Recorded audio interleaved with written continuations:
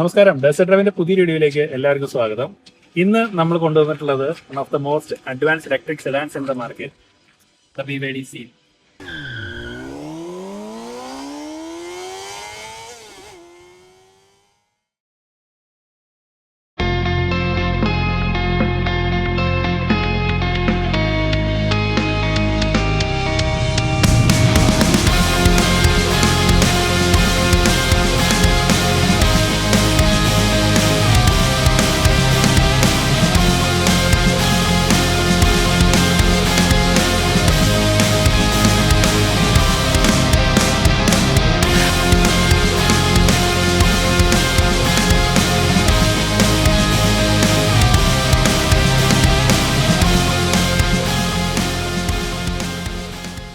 Performance, futuristic design, BYDയുടെ latest ആയിട്ടുള്ള battery technology, ഇത്രയും കാര്യങ്ങളെല്ലാം ഉൾപ്പെടുത്തിയിട്ട് വരുന്ന പുതിയൊരു മോഡലാണ് 2026 BYD Seal. BYDയുടെ ഏറ്റവും പുതിയ ഡിസൈൻ ലാംഗ്വേജ് ആയ ഓഷ്യൻ എസ്തെറ്റിക് ഡിസൈനിൽ ബേസ് ചെയ്തിട്ടുള്ള വാഹനമാണ് ഈ ഒരു Seal.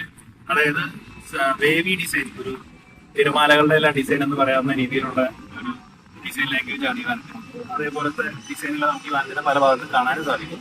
ഇപ്പോൾ ബോണറ്റിൽ നോക്കുകയാണെന്നുണ്ടെങ്കിൽ 2 പവർ ബൾജസ് കാണാം. ഇവിടെയായിട്ട് BYDയുടെ വലിയ ലോഗോ കൊടുത്തിരിക്കുന്നു.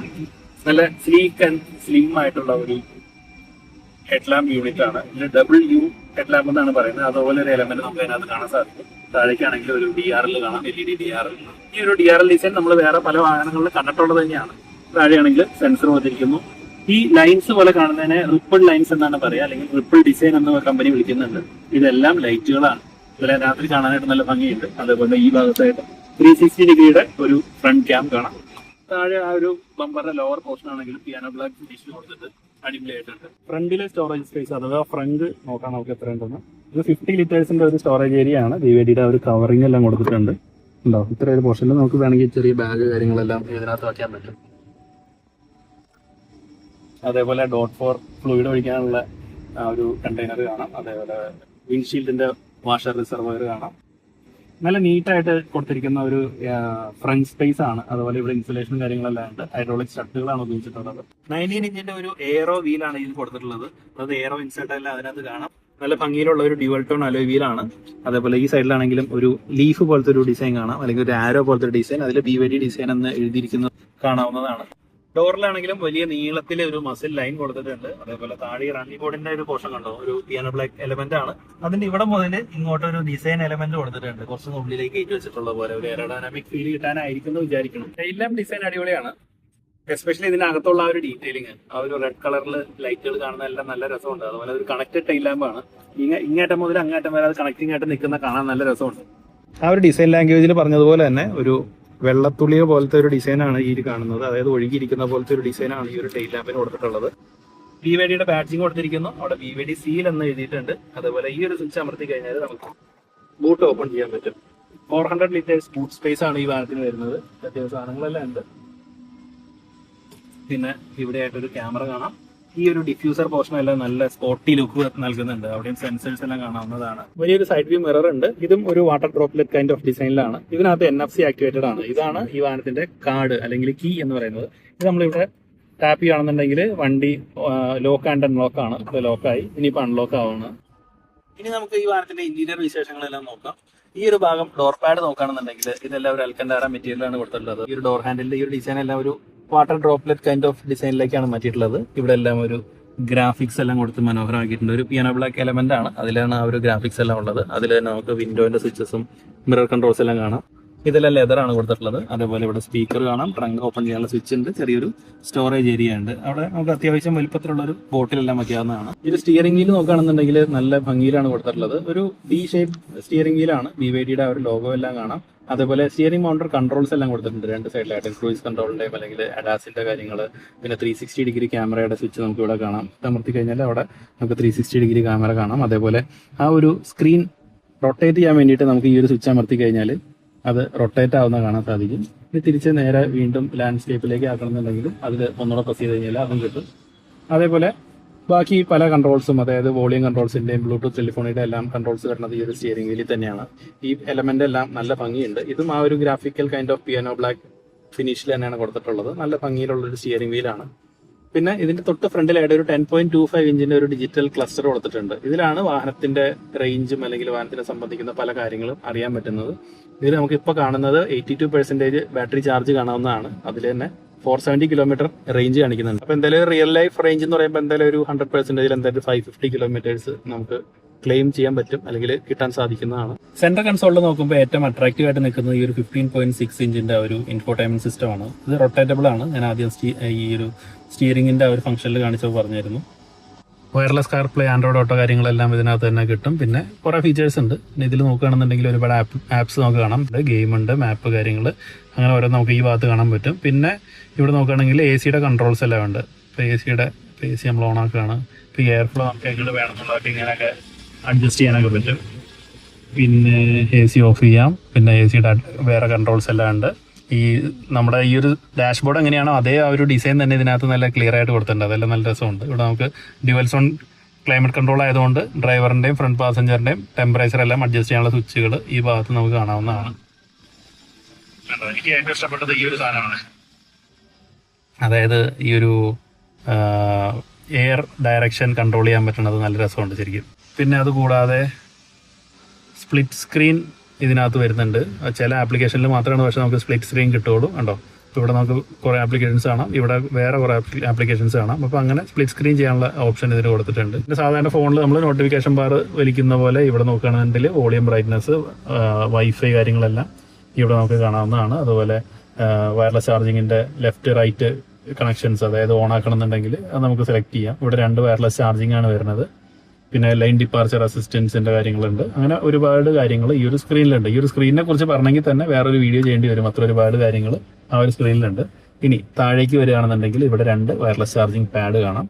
ഈ ഒരു കൺസോളിന്റെ ഡിസൈൻ എല്ലാം നല്ല ഭംഗിയായിട്ടുണ്ട്. ശരിക്കും BYD പറയുന്ന പോലെ തന്നെ ആ ഒരു വേവി ഡിസൈൻ നമുക്ക് ഈ ഒരു പോർഷനിൽ കാണാൻ പറ്റും. അതേപോലെ ഇവിടെ എല്ലാം ഒരു graphical type of piano black ഫിനിഷാണ് കൊടുത്തിട്ടുള്ളത്. ഒരു ക്രിസ്റ്റൽ ടൈപ്പ് ആയിട്ടുള്ള ഒരു ചെറിയ ഗിയർ നോബ് കൊടുത്തിരിക്കുന്നതിൽ റിവേഴ്സ് ന്യൂട്രൽ ഡ്രൈവ് കാണാം. അതേപോലെ ഇതാണ് പാർക്ക് മോഡിന്റെ ഒരു സ്വിച്ച്. ഇനി ഏറ്റവും ഇൻട്രസ്റ്റിംഗ്ലി എനിക്ക് തോന്നിയത്, എനിക്ക് ഇഷ്ടപ്പെട്ട ഒരു കാര്യം എന്ന് പറഞ്ഞാൽ സ്റ്റാർട്ട് സ്റ്റോപ്പ് ബട്ടൺ ഈ വാഹനത്തിൽ കൊടുത്തിട്ടുണ്ട്.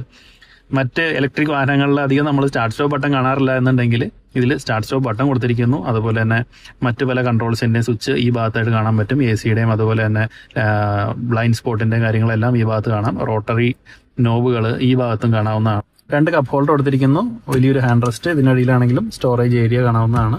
ഡാഷ്ബോർഡിലാണെങ്കിൽ ആ ഒരു അൽക്കന്താര മെറ്റീരിയൽ കാണാം. ഈ ഭാഗം എല്ലാം നല്ല ഭംഗിയുണ്ട് കാണാനായിട്ട്. നല്ല എലമെന്റ്സ് എല്ലാം നല്ല ഭംഗിയിൽ കൊടുത്തിരിക്കുന്നു. AC വെന്റ് ഈ ഭാഗത്തുണ്ട്, ആ കോർണറിലായിട്ടും കൊടുത്തിട്ടുണ്ട്. AC വെന്റിന്റെ എല്ലാം ഡിസൈൻ നല്ല ഭംഗിയുണ്ട്. അതുപോലെ ഇവിടെ ആയിട്ടൊരു ഗ്ലോ ബോക്സ് കൊടുത്തിരിക്കുന്നു. അത്യാവശ്യം വലിയൊരു ഗ്ലോ ബോക്സ് ആണ്. പിന്നെ ഈ ഒരു സീറ്റിന്റെ കളർ ഇന്റീരിയറിനോട് ചേർന്ന് നിൽക്കുന്നത് തന്നെ ഒരു നല്ലൊരു അടിപൊളി കളറാണ്.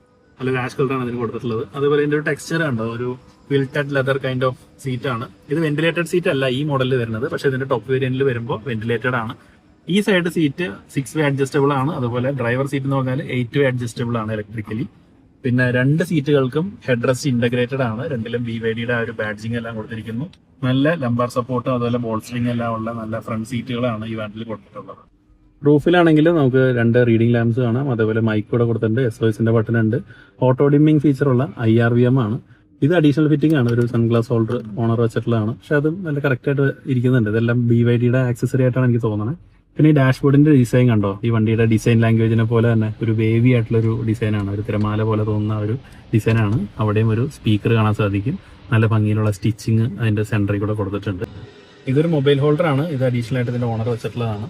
പിന്നെ അടിയിലേക്ക് നോക്കുമ്പോൾ ഇവിടെയും വലിയൊരു സ്റ്റോറേജ് ഏരിയ ആണ്. അവിടെ എല്ലാം ചാർജിങ് പോയിന്റുകൾ കൊടുത്തിട്ടുണ്ട്.